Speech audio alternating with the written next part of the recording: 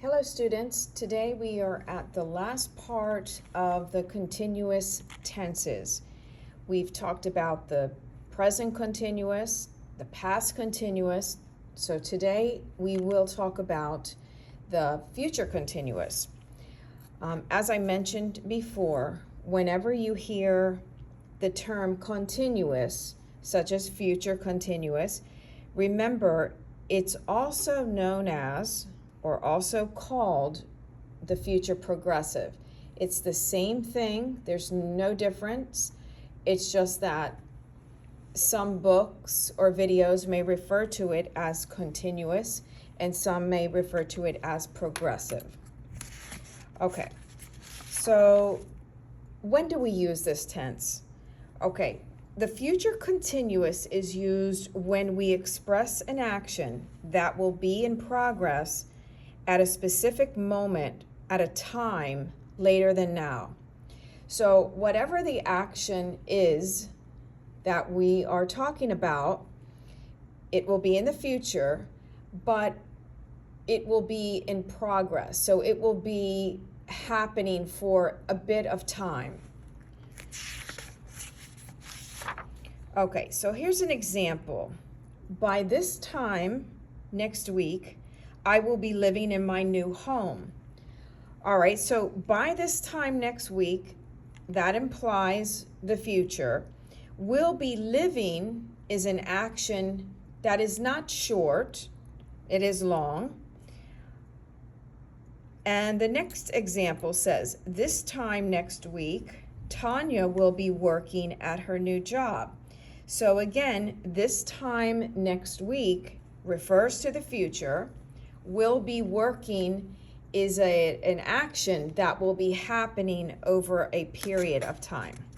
So remember, the future continuous is used to indicate that the action will be long during a specific period of time. Okay. How do we form the future continuous? Well, it's pretty easy actually. We use will be and then the main verb that we're talking about with ing on the end. That is also called the present participle.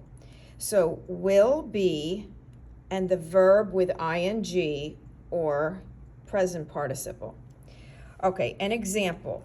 I will be doing my homework when you get home.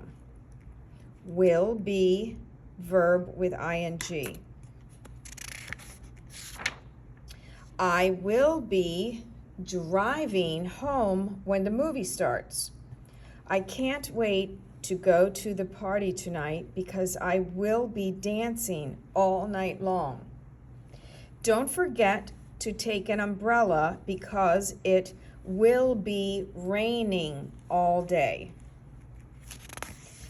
All right, we've got a caution sign. Let's see what that says.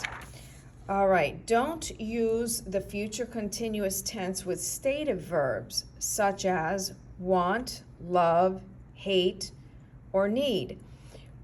This was the same thing we talked about with the present continuous and the past continuous. So if we look down here, it would be wrong or incorrect to say, my sister will be wanting to go shopping tonight. Want is a stative verb, and we don't want to use that in a continuous form. How do we form the negative in the future continuous? Well, as before, we're going to use the word not, and we're going to place it between the word will and the word be. Will not be, and then your main verb with ing, also called the present participle. Let's look at a few examples. So, he will not be studying tonight. My cousin will not be coming over later. Now, we can contract sentences with the future continuous with whether we are contracting an affirmative sentence or a negative sentence, but they will be contracted differently. So let's take a look at how to contract sentences, affirmative sentences in the future continuous. So the first one, I will be sleeping, becomes I'll be sleeping. So notice we are contracting the subject and the word will. So I will be sleeping, I'll be sleeping. You will be sleeping becomes you'll be sleeping. We will be sleeping becomes will be sleeping. They will be sleeping becomes they'll be sleeping. He will be sleeping becomes he'll be sleeping. She will be sleeping becomes she'll be sleeping. And it will be sleeping becomes it'll be sleeping. I'm going to go through these contractions again just for the pronunciation because sometimes students have difficulty with that. So this is I'll, you'll, will, they'll, he'll, she'll, it'll. And as with all contractions, make sure when you are using them that you don't forget the punctuation of an apostrophe. Okay, now let's look at how to make contractions with negative sentences. So these are a little bit different. We do not contract the subject with will. We contract will not, and it will become the word won't for all of them. So I will not be sleeping becomes I won't be sleeping. You will not be sleeping becomes you won't be sleeping. He will not be sleeping becomes, we will not be sleeping becomes we won't be sleeping. They will not be sleeping becomes they won't be sleeping. And he will not be sleeping becomes he won't be sleeping. And she will not be sleeping becomes she won't be sleeping. It will not be sleeping becomes it won't be sleeping. Okay, so interrogative. How do we form questions with the future continuous tense? Just like with the other tenses, it's very easy. All we're going to do is take the subject and the word will and reverse them. So these will be your yes/no questions. So I will be sleeping becomes will I be sleeping.